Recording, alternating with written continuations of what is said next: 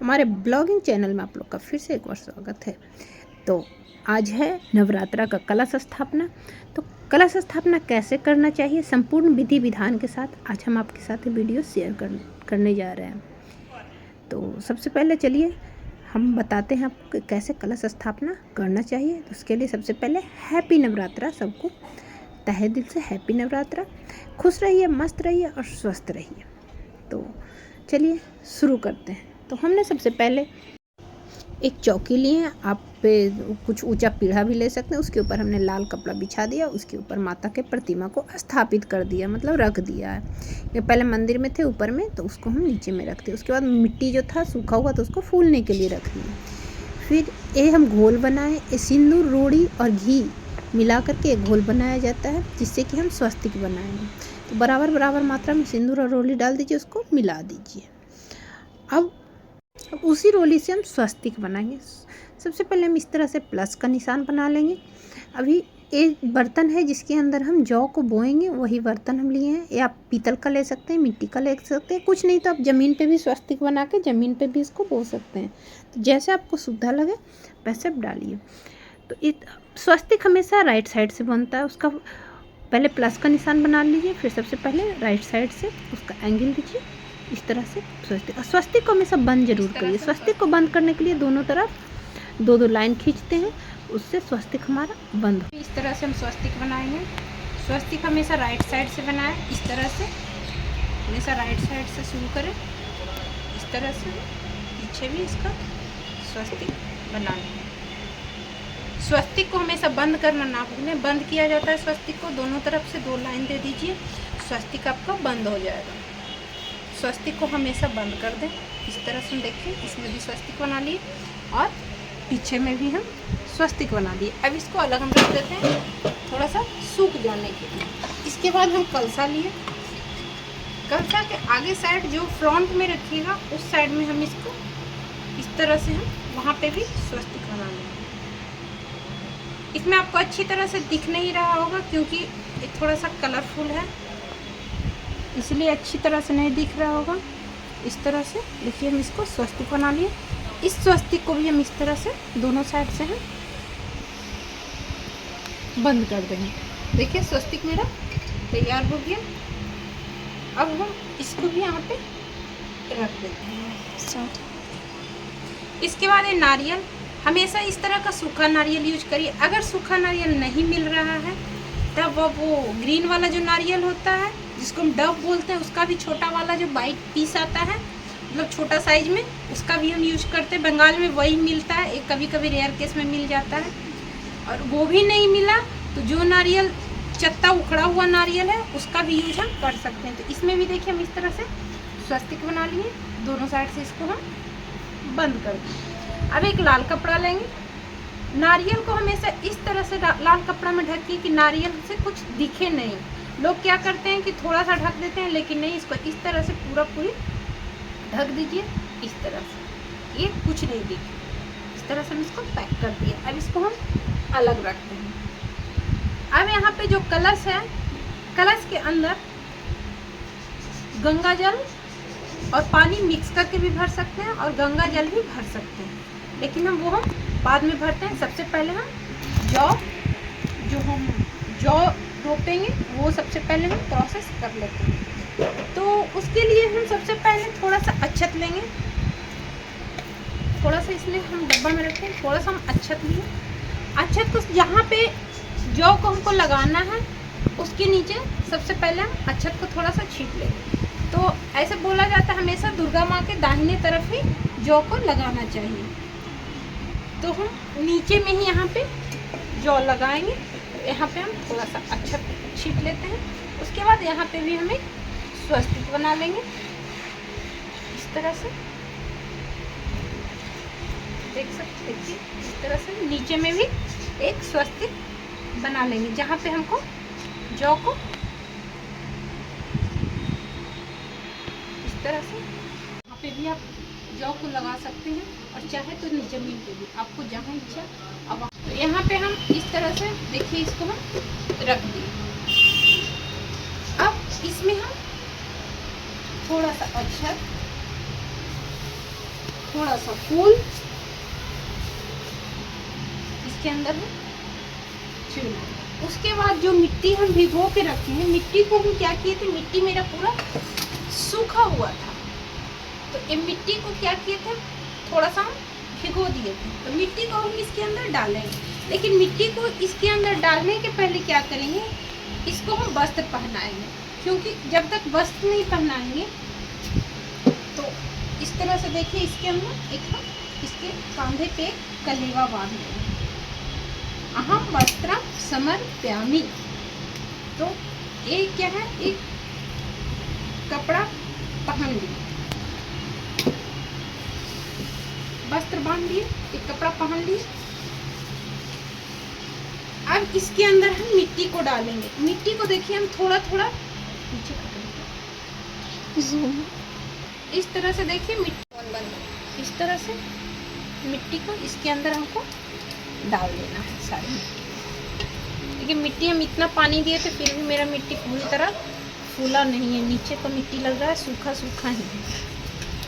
अगर सूखा होगा तो उसमें हम पानी और भी देंगे। तो इसको दिखाना है, इसको देखिए इस तरह से हम इसमें मिट्टी आप डाल दिए, इस तरह से आप मिट्टी डाल दीजिए, इस तरह से सेम टू सेम देखिए इस तरह से मिट्टी हम डाल के इसको इतना कर देंगे। ज़्यादा मिट्टी को मत फुलाइएगा, या थोड़ा सा लग रहा है ज़्यादा है, लेकिन ये धीरे धीरे सूख लेगा। अब क्या करना है, हमको जौ लेना है। हम यहाँ पे 100 ग्राम जौ लिए हैं। जौ को इसके अंदर इस तरह से हमको छीड़ देना है। बहुत ज़्यादा जौ नहीं देना है, हिसाब से देना है। तो हम जौ को इसके अंदर छीड़ दिए। अब हल्का सा इस तरह का देखिए भुरभुरा मिट्टी ले करके इसके ऊपर थोड़ा सा इस तरह से जो सूखा वाला जैसा मिट्टी है ना, उसको इस तरह से हम इसके ऊपर कर देंगे। ये मेरा जौ हो गया। इस तरह से मेरा जौ यहाँ पे बुन दिया। और जो हमारा कलश है इसके कान में हम इस तरह से बांध देंगे। अहम वस्त्रम समर्पयामि बोल करके इसको ऐसे करके ऐसे बांध देंगे। हम गंगा जल भरेंगे, इसके अंदर हम गंगा जल भरेंगे। आप चाहें तो इसमें जल को मिक्स करके भर सकते हैं, नहीं तो अगर सिर्फ गंगा जल है तो सिर्फ गंगा जल भरें। तो हम इसमें सिर्फ गंगा जल दे रहे हैं। देखिए इसमें हम गंगा जल भर दिए।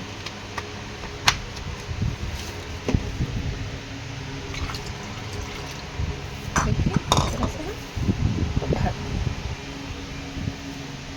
थोड़ा सा अक्षत, थोड़ा सा दूबी, देखिए इस तरह से थोड़ा सा दूबी,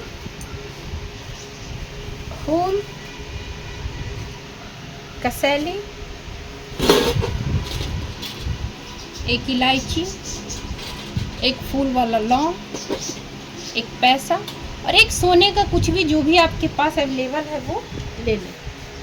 अगर सोना नहीं है तो आप चांदी का भी ले सकते हैं। तो इस तरह से हाथ में ले लें, संकल्प लें। 2082 साके 1947 यामायन सौम्य गोला शरद ऋतु आश्विन शुक्ल पक्ष प्रतिपदा सोमवार उत्तरा फाल्गुन नक्षत्र शुक्ल योग किस्तुम्बुकन 5:37 से लेकर के 7:52 प्रातः कन्या लगन भोग काल तदनुसार 22 सितंबर 2025 को मैं कुमारी रेणुलता रानी पुत्री श्री राम सुहान नवदा लक्ष्मी की कृपा प्राप्ति, धन मान वैभव की वृद्धि, सुख समृद्धि, आरोग्यता हेतु अपने समस्त जाने अनजाने पितृ देवता और कुल देवता, ग्राम देवता, स्थान देवता, गुरु देवता, इष्ट देवता संग आचार्य देव माता दुर्गा जगदम्बा का सादर आवाहन करती हूँ।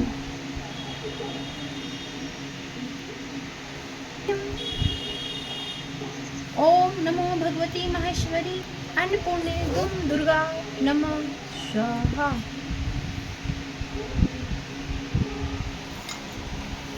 थोड़ा सा कागज जो मेरा हाथ में है। इस तरह से बोल के इसको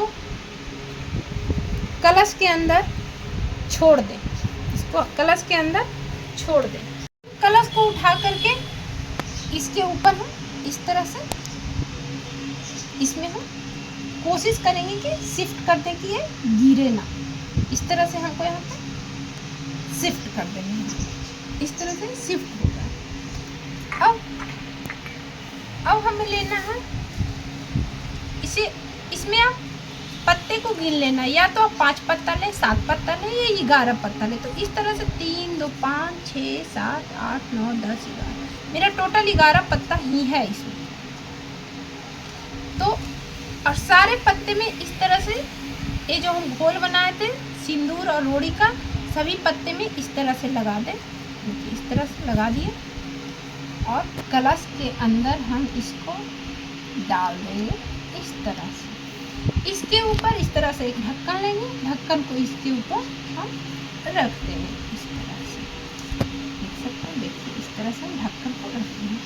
अब ढक्कन के ऊपर हम अरवा चावल को इस तरह से इसके अंदर हम भर देंगे। आप जो भी भर सकते हैं, अरवा चावल भी भर सकते हैं, आपका जो इच्छा हो आप भर सकते हैं। इसके अंदर हम अरवा चावल को डाल दिए। अब जो हम नारियल को इस तरह से किए थे उसको हम इसके ऊपर इस तरह से रखें, लेकिन आप नारियल को सजा के भी रख सकते हैं। तो नारियल को सजाने के लिए हम यहाँ पे फूल लिए हैं, फूल को नारियल के ऊपर इस तरह से हम इनको लपेट करके इस तरह से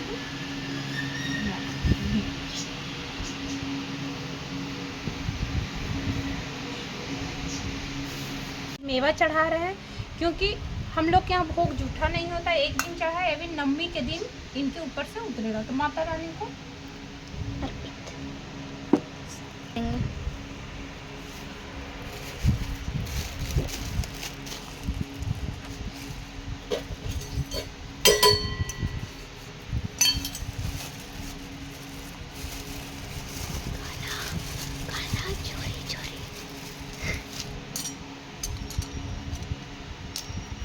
भोग में हमें ऐसी चीज को अर्पण करना है जो कि 9 दिन तक उनके पास में रखा रहे, वो खराब ना हो।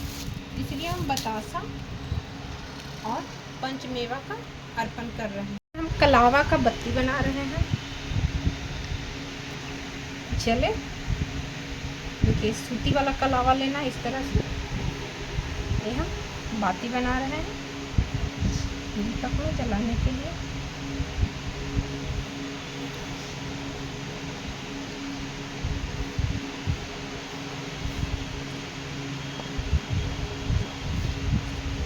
बड़ा दीवा बदल देंगे।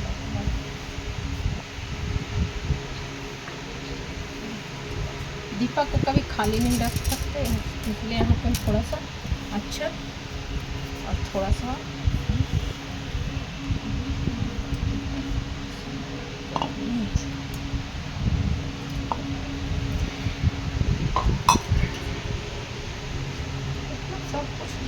अब हम यहाँ पे दीपक जला दिए। ये हम अखंड ज्योत जलाते हैं, तो यहाँ पे हम दीपक जला दिए। इस संकल्प के साथ जलाए कि माता रानी आपको हम अपने घर पे आमंत्रित किए हैं, बुलाए हैं, तो आपका हम अपने तहे दिल से जितना बन पाएगा उतना आपका हम सेवा सत्कार करेंगे।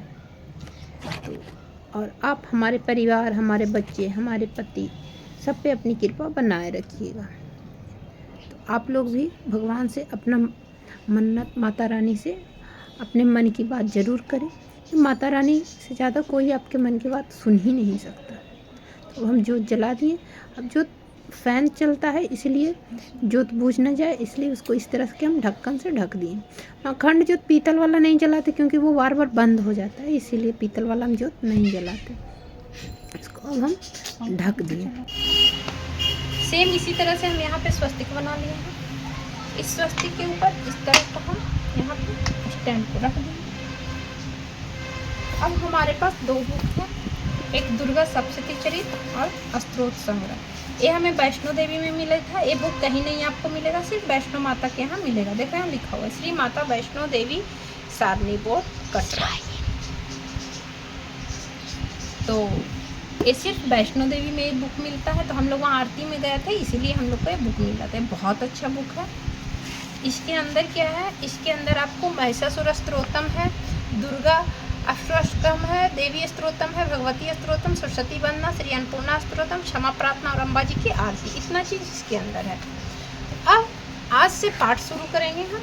तो इसमें हम बस आपको इतना बताना चाह रहे हैं कि हम पाठ कैसे करते हैं। तो टोटल ये जो दुर्गा सप्तशती चरित्र है, इसके अंदर टोटल 13 अध्याय होता है, प्रथम अध्याय से लेकर के त्रयोदश अध्याय तक के। बहुत लोग क्या करते हैं कि प्रथम अध्याय से शुरू करते हैं। पहला दिन प्रथम अध्याय मेघा ऋषिका राजा सूरज समाधि को भगवती महिमा बताते हुए मधुकंटक का यहाँ से शुरू करते हैं। लेकिन हमारा जो पाठ है करने का सही नियम जो है वो हम आपको जो बता रहे हैं। तो सही नियम है पाठ करने का कि 13वें अध्याय से शुरू किया जाता है। आज प्रथम दिन 13 अध्याय, कल द्वादश दिन दूसरा 12वें अध्याय, फिर तृतीया दिन एकादश अध्याय, चतुर्थ दिन दशम अध्याय और पंचम दिन नवम अध्याय, उसके बाद षष्ठम दिन अष्टम अध्याय और सप्तमी के दिन सप्तम अध्याय पे आप पहुंच जाइएगा। इधर से आप सप्तम पहुंचिएगा, लेकिन पीछे से भी आप सप्तमी के दिन 7 अध्याय तक पहुंच जाइएगा। तो पाठ करने का सही तरीका क्या है कि पहले दिन प्रथम अध्याय को एक बार, दूसरे दिन मतलब 12वें अध्याय को 2 बार, तीसरे दिन एकादश अध्याय को 3 बार, फिर चौथे दिन दशम अध्याय को 4 बार, 5वें दिन नवम अध्याय को 5 बार, छठे दिन अष्टम अध्याय को 6 बार और 7वें दिन सप्तम अध्याय को 7 बार पाठ किया जाता है। बाकी किया जाए जैसे 1, 2, 3, 4, 5, 6 अध्याय बचा तो 3 दिन में आप 2-2 अध्याय कर सकते हैं, 1 दिन में 3 अध्याय भी, आपको जैसे सुविधा हो इस तरह से पाठ किया जाता है। तो अब हम पाठ करना शुरू करते हैं। तो आपको हम इसके आगे पाठ करने के बाद आपसे मिलते हैं आरती के समय। तो तब तक के धन्यवाद। जो साधन है मैं उसे बतलाऊंगी, सुना उसका नाम है अम्बा स्तुति। ओम। इस दुर्गा सप्तमी के श्लोक पर भी नारायण ऋषि हैं, अनुसूत छंद हैं, श्री महाकाली, लक्ष्मी, महासरस्वती देवता हैं। श्री दुर्गा की प्रसन्नता के लिए सप्तलोकी दुर्गा पाठ में इस विनियोग किया जाता है। हे देवी महामाया, देवी ज्ञानियों के चित्तलोक पर खींचकर मोह में डाल देती है। माँ दुर्गे आप स्मरण करने पर सब प्राणियों को भय हर लेती हो और श्रेष्ठ पुरुषों को चिंतन करने पर उन्हें परम कल्याणी बुद्धि प्रदान करती हो। दुख दरिद्रता और भय हरने वाली देवी आपके सिवा दूसरा कौन है, जिसका चित्त सबका उपकार करने के लिए सदा ही याद रहती हो। नारायणी, तुम सब प्रकार का मंगल प्रदान करने वाली मंगलमयी हो। कल्याण देवी शिवा हो तथा पुरुषार्थों को सिद्ध करने वाली शरणावस्था, तीनों नेत्रों में गौरी हो, तुम्हें नमस्कार है। शरण में आए हुए दीनों एवं पीड़ितों की रक्षा में संलग्न रहने वाली तथा सबकी पीड़ा दूर करने वाली नारायणी देवी, तुम्हें नमस्कार है। सर्वस्वरूपा, सर्वेश्वरी तथा सब प्रकार की शक्तियों से संपन्न दिव्य स्वरूपा दुर्गे देवी, सभी भयंकरों से तुम हमारी रक्षा करो, तुम्हें नमस्कार है। देवी, तुम प्रसन्न होने पर रोगों को नष्ट कर देती हो और कुपित होने पर मनोवांछित सभी कामनाओं की नाश कर देती हो।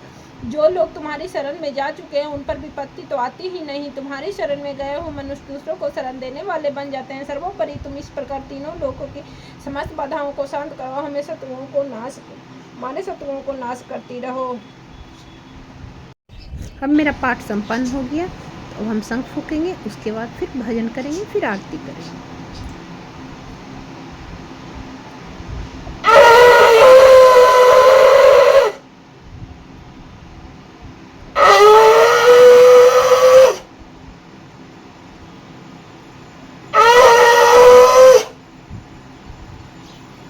आज माता चलिए माता शैलपुत्री का भजन करते हैं, फिर आरती करते हैं, ताकि माता रानी की कृपा हमारे ऊपर बनी रहे। नमस्ते शरण्ये शिवे सानुकंपे, नमस्ते जगत व्यापी के विश्वरूप, नमस्ते जगत बंदे पादार बिंदे, नमस्ते जगत तारिणी त्राहि दुर्गे, नमस्ते जगत चिंते मान स्वरूपे, नमस्ते महायोगी